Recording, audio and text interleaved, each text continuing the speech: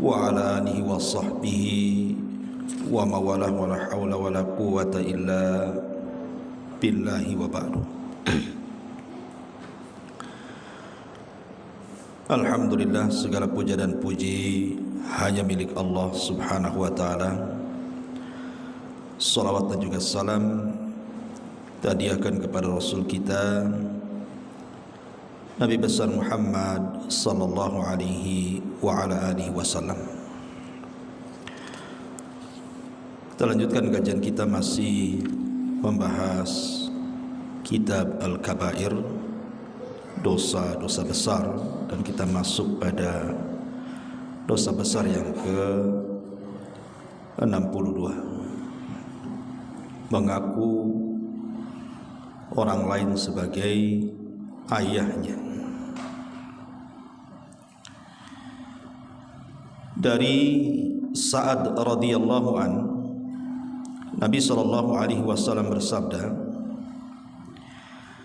"Man idda'a ila ghairi abihi wa huwa ya'lamu annahu ghairu abihi fal jannatu alaihi haram." Barang siapa mengakui orang lain sebagai bapaknya padahal ia tahu bahwa orang itu bukan bapaknya, maka surga diharamkan padanya. Ma'asyiral muslimat yang dimuliakan Allah subhanahu wa ta'ala, hadis daripada Sa'ad bin Abi Waqqas ini ada asbab urutnya. Jadi ada satu kisah yang dikisahkan oleh seorang yang bernama Abu Uthman An-Nahdi, dan itu disebutkan dalam Sahih Muslim. Jadi Abu Uthman An-Nahdi radhiyallahu anhu mengatakan, ketika ada seorang namanya Ziyad. Ziyad ini anak kecil, diangkat oleh Muawiyah sebagai anaknya. Kemudian oleh Muawiyah ini nasabnya dijadikan nasab dia, Ziyad ibnu Abi Uthman, Ziyad ibn Abi Sufyan ibn Harbin.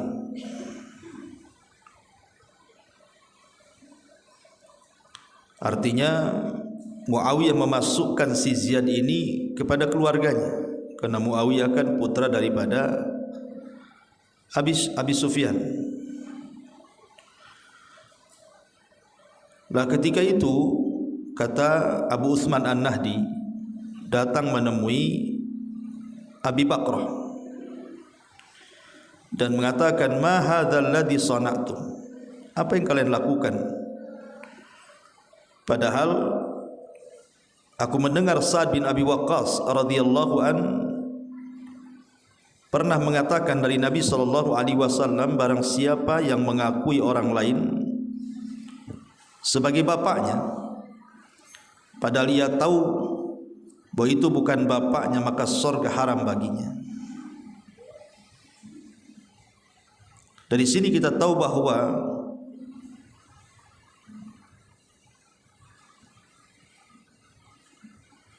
Abu Uthman An-Nahdi ini mengingkari kepada Abi Bakrah. Kenapa mengingkari kepada Abi Bakrah? Karena Ziyad ini saudaranya dari ibu, tapi dia membiarkan Muawiyah kemudian mengangkat anak Ziyad ini dan dinisbatkan kepada keluarga Abi Sufyan ibn Harb, keluarga dia. Maka kemudian diingatkan dengan hadis ini, tidak boleh seseorang itu menasabkan kepada orang lain yang bukan bapaknya. Bahkan ada satu kisah, ada sahabat namanya Zaid ibn Harithah. Zaid ibnu Harithah, anak angkat Nabi SAW. Zaid ibn Harithah ini dulu kabilahnya diserang ketika usia dia 8 tahun. Kemudian dia pun terkena tawanan, jadi budak. Kemudian oleh orang-orang pun dijual ke pasar. Kemudian dari pasar ke pasar, sampailah kemudian ke pasar Ukat. Pasar Ukat itu yang ada di kota Mekah zaman itu, di zaman Nabi, itu tempat jual beli budak. Jadi adalah saudara Khadijah bintu Khuwailid, istri Nabi SAW ketika itu belum menikah dengan Rasul. Jadi Khadijah belum menikah, itu punya saudara namanya Hakim ibn Hizam. Hakim ibn Hizam ini dengan istrinya main-main ke pasar Ukat, hendak membeli budak. Maka tertariklah dengan 4 anak-anak kecil. Lah salah satunya adalah Zaid ibn Harithah ini. Kemudian dibelilah oleh Hakim ibn Hizam ini. Ketika Khadijah sedang bertandang ke rumahnya, tiba-tiba Hakim bin Hizam menghadiahkan kepada Khadijah Zaid ibn Harithah ini, yang ketika itu usianya 8 tahun, untuk dijadikan budaknya. Maka dibawalah kemudian Zaid ini ke rumah Khadijah. Ketika Nabi SAW menikah dengan Khadijah, maka Khadijah kemudian menghadiahkan Zaid ibn Harithah ini kepada Nabi. Maka Nabi SAW sangat senang. Kemudian dimerdekakanlah Zaid ibn Harithah ini menjadi anak angkat Nabi SAW. Lah orang tua Zaid ibn Harithah ini, yang namanya Syarahbil, itu siapa namanya? Ketika anaknya tahu diculik oleh musuh, maka dia mencari-cari ke sana kemari sampai dia menulis syair. Dan di zaman itu syair adalah media. Mencari-cari anaknya ada di mana, keberadaannya di mana, enggak tahu. Maka dia mencoba menulis syair supaya tersebar beritanya. Kayak sekarang lah mungkin mencari anak hilang gitu. Satu hari keluarga dari ayahanda daripada Zaid ibn Harithah ini melakukan safar sampai ke Mekah untuk berniaga. Rupanya ketika dia di Mekah, dia melihat ada anak-anak bermain. Terlihatlah Zaid ibn Harithah sedang bermain-main bersama anak-anak sebayanya di sekitar Mekah tuh. Kemudian ditanya-tanya, akhirnya tahu informasi bahwa Zaid itu berada di rumah kabilah Abdul Muttalib, maksudnya di rumah Nabi SAW. Tapi dia tidak bicara. Akhirnya dia pulang menceritakan kepada ayahnya tuh, Syarahbil tuh. Maka akhirnya kemudian ayah daripada Zaid ibn Harithah ini mengumpulkan harta banyak untuk menebus anaknya Zaid ibn Harithah ini dari Nabi SAW. Berangkatlah ini keluarga Zaid ini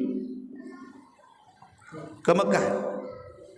Kemudian berjumpa langsung dengan Nabi SAW. Ingat ketika ini belum diangkat jadi Nabi, Bu ya. Jadi di masa-masa Nabi SAW belum menjadi Nabi dan Rasul. Akhirnya keluarga Zaid ini, ayah ibunya kemudian hendak menebus Zaid. Kemudian datang kepada Nabi SAW, kemudian mengingatkan soal keutamaan penduduk Mekah. Penduduk Mekah itu orangnya baik-baik, macam-macam lah ngerayu supaya Nabi SAW mau mengembalikan anaknya si Zaid ini. Tapi kemudian Nabi SAW mengatakan kepada keluarga Zaid ini, sebentar dulu, saya akan panggil anaknya. Kemudian setelah dipanggil anaknya, dihadapkan dengan ibu bapaknya. Kemudian Nabi SAW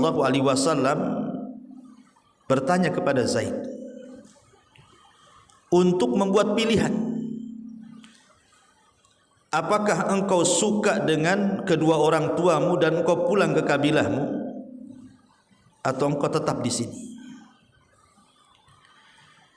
Tiba-tiba kemudian, dan orang tuanya terus merayu Zaid supaya pulang. Tetapi di luar dugaan orang tuanya, tiba-tiba Zaid malah memilih Nabi SAW dan memilih tinggal bersama Nabi dan menolak untuk pulang bersama orang tuanya. Karena bahagianya Nabi SAW melihat Zaid ini rupanya lebih loyal kepada dia dibandingkan kepada orang tuanya. Maka Nabi SAW langsung kemudian mengumandangkan di hadapan orang-orang Quraisy dan mengatakan, Ishhadu anna Zaidan ibni, saksikan oleh kalian Zaid itu putraku, yarithuni wa arithuhu, dia berhak mewarisi hartaku dan aku berhak mewarisi hartanya. Ketika Nabi SAW ngomong begitu, maka apalah yang bisa dilakukan orang tuanya? Tapi minimalnya ayahnya, pamannya dan keluarganya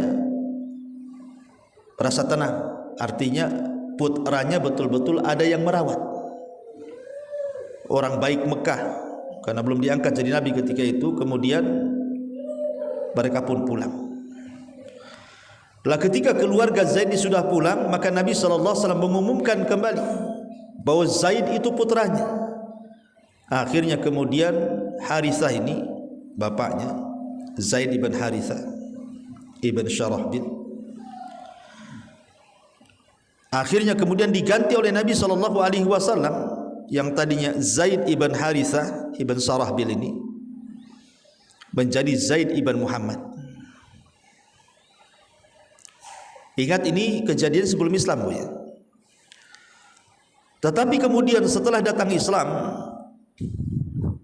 maka Allah Subhanahu wa taala melarang, di mana orang-orang tua angkat itu mengambil anak angkat dan dinasabkan kepada bapak angkatnya. Turunlah surah Al-Ahzab ayat 5. Ud'uhum liabaihim wa aqsatu indallah fa illam ta'lamu aba'ahum fa ikhwanukum fid din.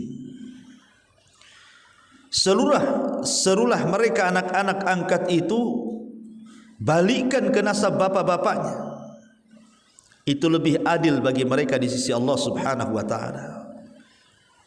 Karena ma ja'alallahu adiyaakum abnaakum, Allah tidak menjadikan anak-anak angkat itu dinasabkan kepada bapak angkatnya, karena itu akan menyakiti bapaknya yang menjadikan sebab adanya anak itu. Dari sini kita tahu bahwa surah Al-Ahzab ayat 5 atau turunnya surah Al-Ahzab ini menegur Nabi SAW tidak boleh kemudian menasabkan anak angkat kepada bapak angkat itu. Dulunya tradisi jahiliyah boleh, tapi setelah datang Islam dihapuskan, tidak boleh. Maka sejak itu tidak ada yang boleh menasabkan atau mengaku orang lain sebagai bapaknya kemudian dinasabkan kepada orang lain. Maka ini juga pelajaran yang banyak terjadi di masyarakat. Terkadang saking cintanya orang tua kepada anak angkat itu, mungkin karena merawatnya dari bayi, Bu, ya, jadi terkadang sudah seperti anak kandung. Bahkan ada yang lebih daripada anak kandungnya. Karena saya pernah menyaksikan, Bu, ada orang tua itu lebih mencintai anak angkatnya dibandingkan anak kandungnya sendiri. Karena anak-anak kandungnya itu tidak ada yang berbakti. Justru anak angkatnya pula yang berbakti. Akhirnya kemudian sama orang tuanya dinasabkan, itu anakku. Sampai ke akte-akte dirubah semua. Tidak boleh, karena nanti akan merusak semuanya. Konsekuensinya itu akan merusak semuanya. Karena bagaimanapun yang namanya anak angkat itu berbeda dengan anak kandung dalam beberapa hukum. Satu, terkait dengan mahram. Nanti kalau seandainya anak angkat dinasabkan kepada bapak angkatnya, dikesankan sebagai anak kandung, maka samar soal kemahraman nanti. Padahal jelas dia bukan mahram. Jadi kesannya memanipulasi mahram di sini. Dan nanti kalau seandainya sudah besar, anak ini tidak tahu kalau dia itu sebenarnya anak angkat, sehingga dia akan bermuamalah layaknya anak kandung. Boleh jadi dia membuka aurat, kemudian bersalaman, dan begitu seterusnya kan gitu. Sepertinya seperti kedekatan anak kandung dengan bapak kandungnya. Dan ini kan bermasalah, kan melahirkan banyak dosa. Kemudian yang kedua, waris. Anak angkat itu tidak dapat waris. Kalau seandainya kemudian anak angkat ini dinasabkan kepada bapak angkatnya, dikesankan di anak kandungnya, akan mendolimi ahli waris yang lainnya. Karena dia tidak dapat waris, ya dapat hadiah, bolehlah hibah atau wasiat, tapi waris tidak bisa. Kemudian yang ketiga, perwalian. Anak angkat itu tidak bisa, kalau dia anak perempuan, tidak bisa ayah angkatnya menjadi walinya. Tak bisa anak angkat yang wanita dinikahkan oleh bapak angkatnya, tidak bisa. Karena itu bukan walinya. Karena saya pernah menghadiri acara pernikahan, Bu. Lah kebetulan waktu itu ada yang mengingatkan, karena kan sudah dirubah semua kakaknya itu. Yang anak perempuan itu sudah nasabkan kepada bapaknya, dan itu anak satu-satunya. Maksudnya dia tidak punya anak, dia mengambil anak angkat dari mulai bayi sampai dewasa sampai menikah. Jadi saat hendak menikah tuh, Bu, orang tua sudah mengingatkan bahwa orang tua itu tidak berhak menikahkan anak angkatnya karena memang bukan bapak kandungnya. Sementara kemudian kedua orang tuanya, maksudnya ayah biologisnya, ibu biologisnya itu sudah nggak ada, sudah meninggal. Ya, tapi kan masih ada keluarga-keluarga dari keluarga dia.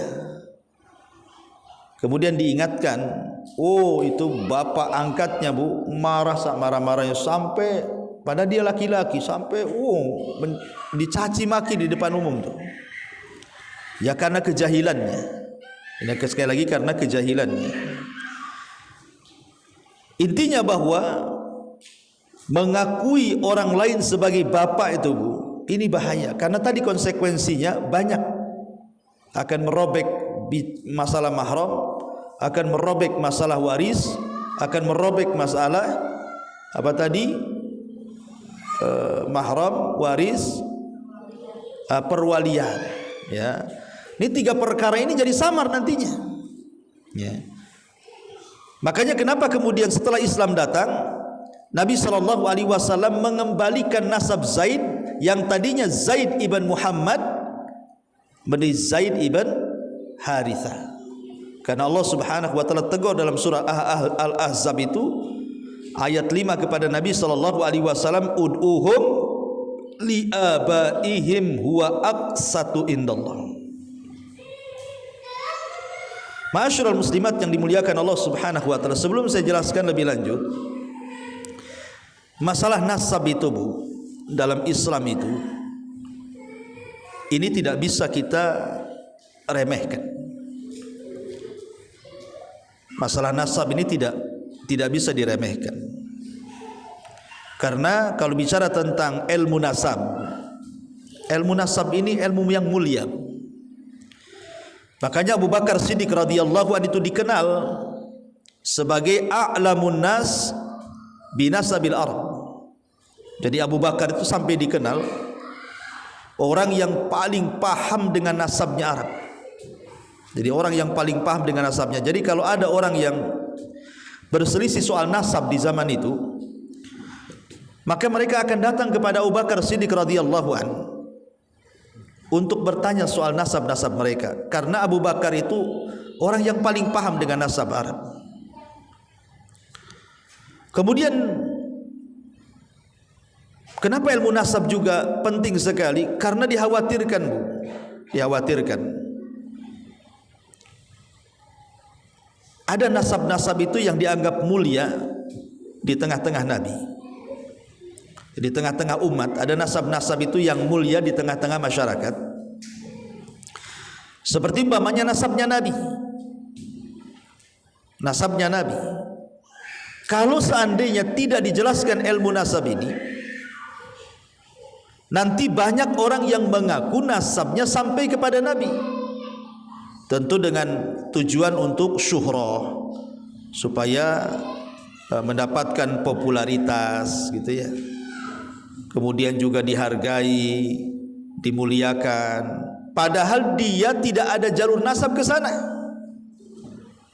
Tapi dengan adanya ilmu nasab, tidak bisa orang main ngaku-ngaku nasab keturunan Nabi itu. Nggak bisa kemudian asal muka Arab, kemudian dari Yaman atau dari Saudi atau dari negeri Arab datang ke tempat kita, kemudian ngaku-ngaku nasab. Tidak bisa main begitu. Karena ilmu nasab juga diatur dalam Islam. Nah, itulah karena ilmu nasab diatur dalam Islam, tidak sembarang orang mengaku-ngaku soal nasab.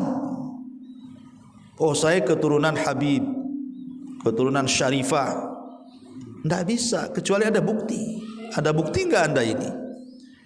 Bahwa Anda ini adalah memang keturunan Nabi SAW, entah dengan pengakuan badan resmi yang memang sudah diakui bahwa badan itu menampung nasab-nasab yang memang sampai kepada Nabi SAW,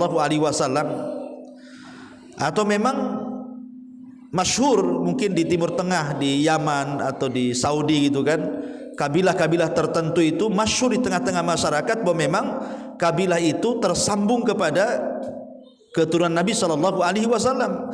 Tapi kalau tidak ada bukti, itu hanya ngaku-ngaku saja Anda keturunan Nabi itu, hanya mencari popularitas, mencari dunia, ya, dan juga karena hawa nafsu saja. Makanya kenapa dalam Islam itu saya ulangi, ilmu nasab itu penting sekali, ya, supaya jangan main ngaku-ngaku saya turunan si Anu, turunan si Fulan, turunan si Alan gitu kan. Nah, itulah fungsinya kita mengenal nasab itu, ya. Kenapa demikian? Karena kalau sampai mengaku keturunan Nabi SAW, ya, coba anak-anak Bu ya. Jadi kalau seandainya orang yang hanya mengaku-ngaku keturunan Nabi SAW, konsekuensinya banyak. Seperti umpamanya sedekah dilarang, tidak boleh diberikan kepada keluarga Nabi SAW. Kemudian juga zakat, ya, itu dilarang diberikan kepada Nabi SAW.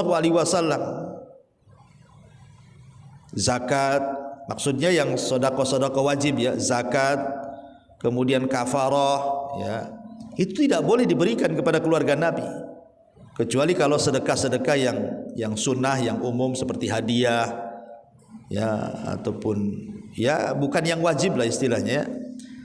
Artinya nanti akan ke situ tuh sampainya tuh kalau orang ngaku keluarga Nabi itu. Sedemikian pentingnya dalam Islam itu bicara soal nasab. Baik, kita kembali ke tema. Jadi di antara dosa besar ini mengakui orang lain sebagai bapaknya, sampai-sampai Rasul mengatakan barang siapa mengakui orang lain sebagai ayahnya padahal dia tahu bahwa orang tersebut bukan ayahnya, maka sorga diharamkan padanya. Lihat, Allah Subhanahu wa ta'ala mengancam sorga loh diharamkan kepadanya. Menunjukkan apa? Ini bukan dosa kecil, dosa besar, ya. Dan ini banyak di masyarakat, banyak di masyarakat. Kecuali kalau memang tidak tahu hukumnya. Ini kan di sini Nabi SAW menyandarkan dengan kalimat wa huwa ya'lam. Sementara dia tidak tahu, mungkin karena jahil, dia ambil anak angkat, dirubah aktenya, kemudian dinasabkan kepada dia, kemudian dia ngaku-ngaku itu anak saya, dan anak itu pula sudah besar ngaku-ngaku bapaknya si anu, padahal bukan. Lah karena kejahilan, karena ketidaktahuan, maka tidak masuk. Ya, karena di sini konteksnya kalau dia tahu dan harus diberitahu. Umpamanya ayahnya tahu, memang dia yang tahu, dia ngangkat anak. Nanti anak ini kalau sudah besar kasih tahu.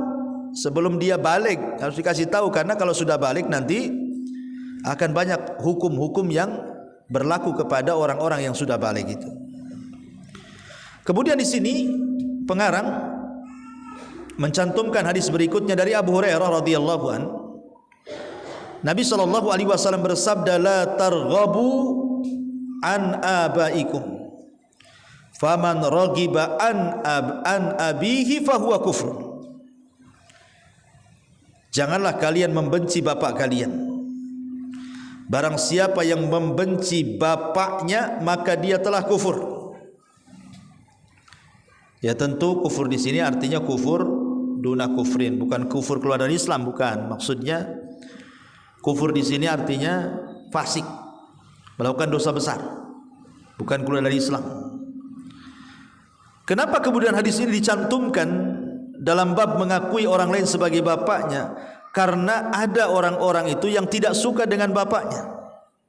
Umpamanya anak ini diangkat oleh orang kaya. Orang kaya. Bapaknya orang miskin di desa, petani, tukang kebun, orang miskin, enggak terpandang. Jadi anak ini diambil oleh orang kaya sebagai anaknya, akhirnya tumbuh besar. Setelah tahu dan diberitahu bahwa dia bukan anak orang kaya itu, dia tidak mau mengakui bapaknya yang ada di desa itu, dan ingin tetap dinasabkan bapaknya ke bapak angkatnya yang kaya itu. Maka ini tak boleh. Kalau sudah tahu hukumnya, maka dia harus menerima kenyataan bahwa dia bukan anaknya, dia anak orang lain. Maka harus diganti aktenya.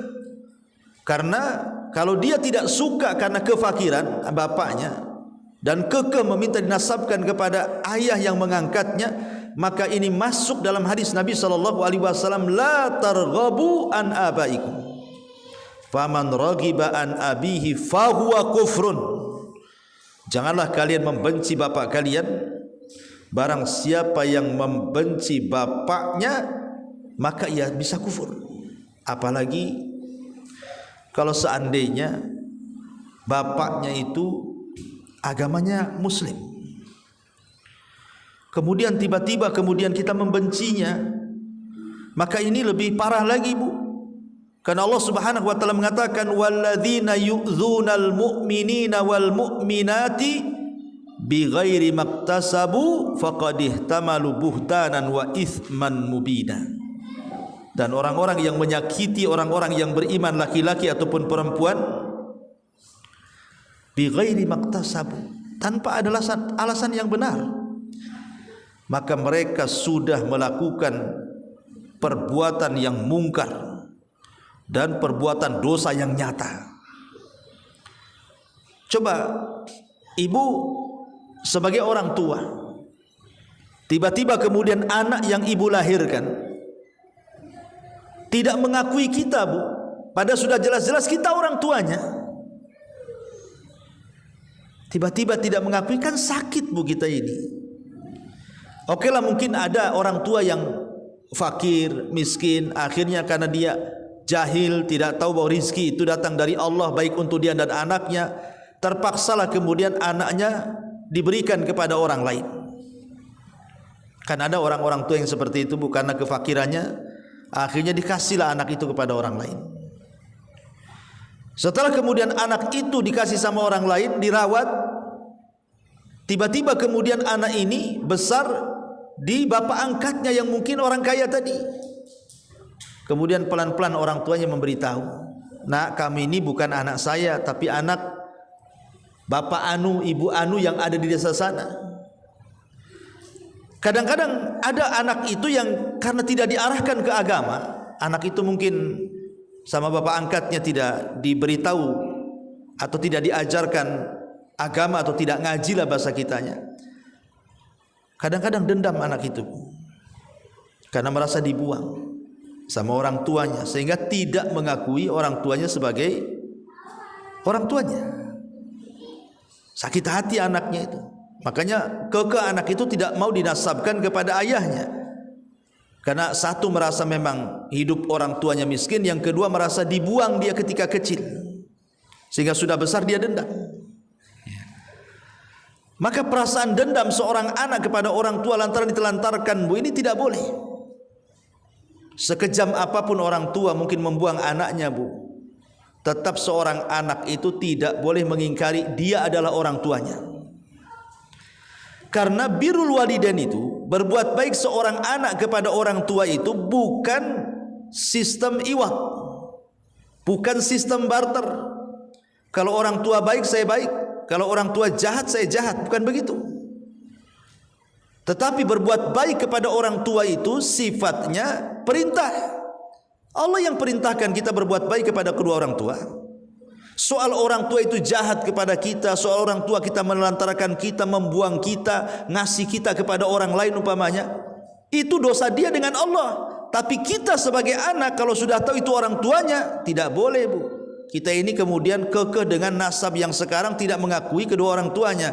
Karena sekali lagi saya katakan, berbaktinya seorang anak kepada orang tua itu perintah Allah, bukan sistem barter, bukan sistem iwat. Ya, karena kalau sampai ada anak membenci orang tuanya, dikhawatirkan masuk pada hadis ini, la targhabu an abaikum, jangan kalian membenci bapak kalian.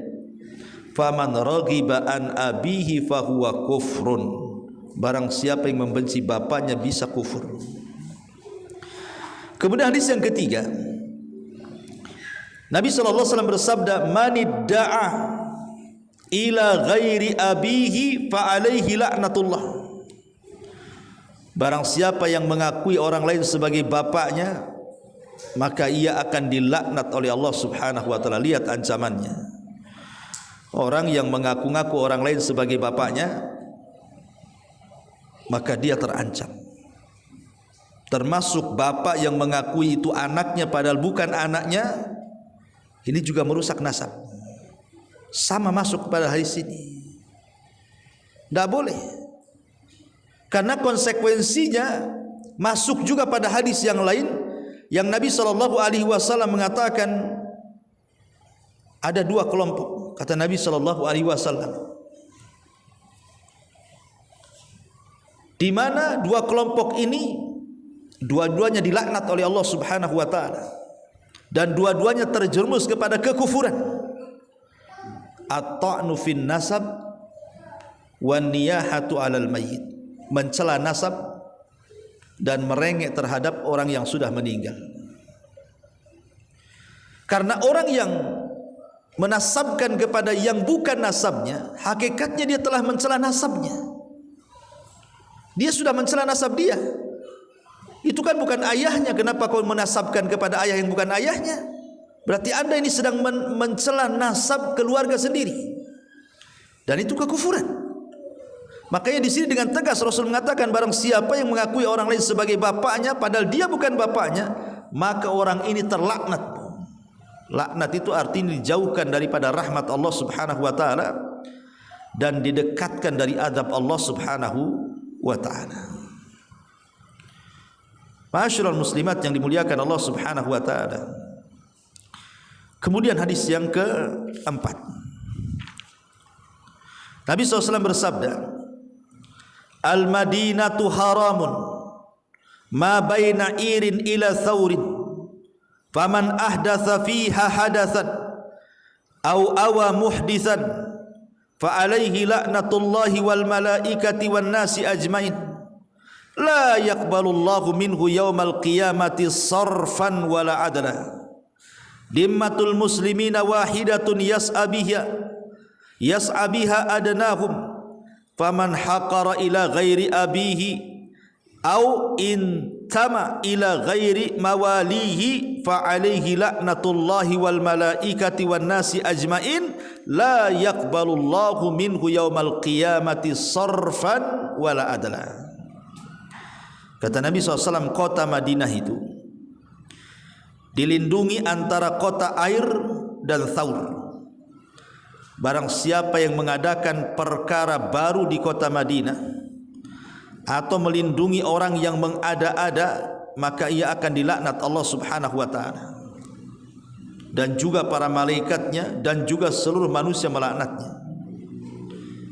Di hari kiamat kelak Allah tidak akan menerima amal wajib dan sunnahnya. Artinya orang yang melakukan kejahatan di kota Madinah, di kota Nabi, di kota hijrahnya Nabi, kota Madinah ma'ruf, maka orang-orang yang melakukan kejahatan di kota Madinah diancam di sini, dilaknat oleh malaikat, dilaknat oleh Allah, dilaknat oleh malaikat, dilaknat oleh semua manusia. Amalan wajib dan sunnahnya tidak diterima. Itulah keutamaan dan keagungan kota Madinah, kan itu kota Nabi, kota hijrahnya Nabi SAW. Kemudian kata Rasul, dimmatul muslimina wahidatun yas'abiha adnahum. Kehormatan kaum muslimin itu satu, dan itu berlaku dengan orang yang paling rendah di antara mereka. Maka barang siapa yang melecehkan seorang muslim, ia akan dilaknat oleh Allah Subhanahu wa taala, para malaikat, dan seluruh manusia. Dan pada hari kiamat kelak Allah tidak akan menerima awal wajib dan sunnahnya. Dan barang siapa, di sini syahidnya, barang siapa yang mengaku orang lain sebagai bapaknya, atau seorang budak bersikap loyal kepada selain tuannya, maka ia akan dilaknat Allah, dilaknat malaikatnya, bahkan dilaknat oleh seluruh manusia. Pada hari kiamat amal wajib dan sunnahnya ditolak. Lihat ancamannya, ngeri ancamannya ini, ya. Tidak bisa sembarang-sembarang kemudian kita menasab-nasabkan yang bukan nasab ke dalam nasab yang bukan nasabnya. Termasuk juga gambarannya tadi sudah saya sebutkan, ya, seperti mengangkat anak, ya, itu jelas, ya, masuk pada hadis yang kita baca ini semuanya. Ataupun karena tidak suka dengan ayahnya, tidak suka dengan ayahnya, akhirnya dia pun mencari nasab ayah orang lain. Mungkin ayahnya terlalu jahat pada dia, gitu kan. Akhirnya dia tidak mengakui ayahnya. Karena ada di masyarakat, Bu, mungkin orang tuanya jahat sama anaknya, kan, Bu, suka mukul ayahnya itu, suka nyiksa. Akhirnya kemudian kabur dari rumahnya. Kalau ditanya anaknya si Anu, itu bukan bapak saya itu, katanya. Nah, itu kan dia melepas nasab, ya. Nah, itu juga walaupun sejahat-jahatnya orang tua, tidak boleh kemudian lari dari nasabnya. Karena keberadaan kita itu karena, kalau bukan karena Allah, kemudian bapak kita, nggak ada kita ini di dunia ini. Mana ada gitu di dunia ini, ya. Termasuk juga umpamanya untuk administrasi, walaupun administrasi tidak boleh. Umpamanya, Bu, ibu orang Padang, Jawa, atau orang manalah hijrah ke Batam, bodong, tidak punya pekerjaan. Akhirnya kemudian ingin dimasukkan pekerjaan di Batam, tapi syaratnya ibu harus punya kakak Batam, KTP Batam umpamanya, kan. Jadi kesannya supaya ibu orang Batam, KTP Batam, karena supaya bisa kerja di Batam, akhirnya data ibu yang lama dihapus, ganti data baru, diganti dapat data baru, termasuk juga bin-binnya diganti semuanya. Nah, ini masuk juga pada gambaran hadis yang kita baca ini, bahaya, nggak boleh, ya. Makanya hadis yang terakhir lebih kencang lagi, Nabi SAW mengatakan, laisa min rajulin idda'a li ghairi abihi wa huwa ya'lamuhu illa kafar. Wa man idda'a ma laysa lahu falaysa minna wal yatabawa maq'adahu minan nar. Wa man da'a rajulan bil kufri aw qala aduwallah wa laysa kadzalik illa hara alaihi. Kata Nabi SAW, tidak ada seorang pun yang mengakui orang lain sebagai bapaknya padahal ia mengetahuinya, melainkan ia telah kufur. Barang siapa yang mengakui sesuatu yang bukan miliknya, maka ia bukan bagian dari kami, dan hendaklah ia siap-siap untuk menempati tempat duduk di neraka. Barang siapa yang memanggil seorang muslim dengan kekafiran atau mengatakan kepadanya musuh Allah, padahal kenyataannya bukan musuh Allah, melainkan sebutan itu akan kembali kepada yang menuduhnya. Muttafaqun alaih. Dan teks hadis ini terdapat dalam Muslim. Lihat bagaimana di sini lebih tegas Rasul mengatakan bahwa orang yang mengaku orang lain sebagai bapaknya itu, Bu, itu hakikatnya gini, Bu. Umpamanya ibu nih, ibu ini kerja di Batam, baru datang, belum sukses, ya, ingin nyenengin orang tuanya, mungkin baru sebulan 2 bulan kan ibu, ditelepon lah dari kampung itu, ibu pakai video call, biar kesan sukses, Bu. Ibu cari ke parkiran mobil, cari mobil yang paling bagus, Bu. Kemudian ibu video call di depan mobil yang paling bagus, CR-V yang paling mahal, sambil video call sama orang-orang kampung tuh. Lihat aku baru 2 bulan di sini loh. Lihat aku sudah punya mobil. Padahal mobil parkir, Bu. Ya. Ya orang kampung ya seneng lah kan gitu. Seolah-olah betul aja itu mobil ibu kan. Sekali ibu waktu selfie ngaku-ngaku, Bu, rupanya yang punya mobil ada dalam mobil, Bu. Keluar itu. Kira-kira yang punya mobil tuh marah nggak mobilnya diakui ibu tuh? Marah lah. Emang siapa ibu ini kok ngaku-ngaku mobil saya, katanya. Seperti itulah gambarannya, Bu. Kalau seandainya saya sebagai orang tua kemudian punya anak, tiba-tiba anak ini nggak ngakui saya sebagai ayahnya dan dia mengakui orang lain sebagai ayahnya, itu juga kurang lebih seperti itu, Bu. Ya. Makanya di sini Nabi SAW ingin ingatkan tuh, ya, jangan sembarangan dalam bab ini, karena ini sudah banyak peristiwa di masyarakat seperti ini. Mengakui yang bukan barangnya diancam juga di sini. Lihat bagaimana kalimat kedua, manidda'a ma laysa lahu falaysa minna wal yatabawa maq'adahu minan nar. Barang siapa yang mengakui sesuatu yang bukan miliknya dianggap miliknya, siap-siap tempat duduknya di neraka, Bu. Ibu video call di rumah yang bagus, pada rumah orang tuh, Bu. Nah, kemudian ngomong ini rumah saya, ini rumah saya. Lagi video call ada anjingnya pula di situ. Ya, digonggongnya ibu. Berarti bukan milik ibu tuh.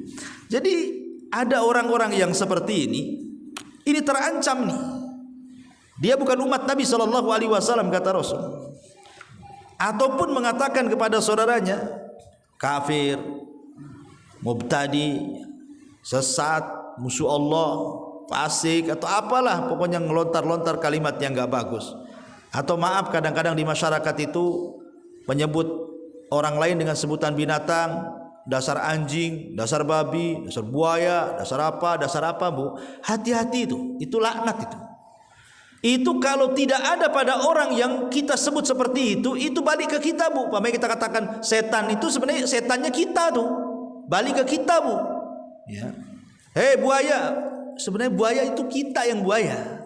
Kalau tidak ada sifat itu pada orang yang kita celah, apalagi sampai tingkat kemudian mengatakan hei kafir, ini kan bahaya lagi, karena kafir ini sama dengan mengeluarkan orang dari neraka, mengeluarkan orang dari sorga dan masukkan orang ke neraka. Itu kalau sudah dibilang kafir, itu orang kafir kekal di neraka kan. Makanya jangan sembarangan, ya, lisan itu dijaga. Nah, inti daripada pembahasan di sini bahwa tidak boleh seseorang itu mengakui orang lain sebagai bapaknya dengan cara apapun. entah ngaku-ngaku turunan Nabi, ya entah karena tujuannya ingin pekerjaan, entah karena terlampau sayang karena sudah diangkat jadi anak, entah apa yang sudah saya jelaskan. Intinya Rasul sangat melarang keras, tidak boleh mengaku-ngaku orang lain yang bukan bapaknya dibilang itu bapaknya. Termasuk juga umpamanya suku. Ini juga masuk ke kesukuan gitu kan. Umpamanya kan di daerah-daerah tertentu itu kan ada yang berbangga-bangga dengan suku kayak suku Batak atau Padang atau Sunda atau apa kan, biasanya di dalam daerah itu kan mesti ada ini dari suku ini. Nanti ada tuh dinasabkan ke, kalau orang-orang Batak itu biasanya kan, oh ini Nasution, oh ini apa namanya, nggak paham lah saya orang sana kan. Tapi saya pernah bicara dengan orang mereka, rupanya marga-marga itu ada tingkatan-tingkatannya tuh di Batak itu ya. Saudara-saudara kita di Batak itu ada marga-marga itu ada tingkatan-tingkatannya tuh. Lah kalau menurut hukum Islam tidak boleh kita ini menasabkan yang bukan marganya ke marganya. Itu maksudnya. Nah, kalau dalam di Arab itu namanya kabilah, menasabkan yang bukan kabilah seolah-olah dia bagian dari kabilah itu. Nah, itu pun masuk, tidak boleh.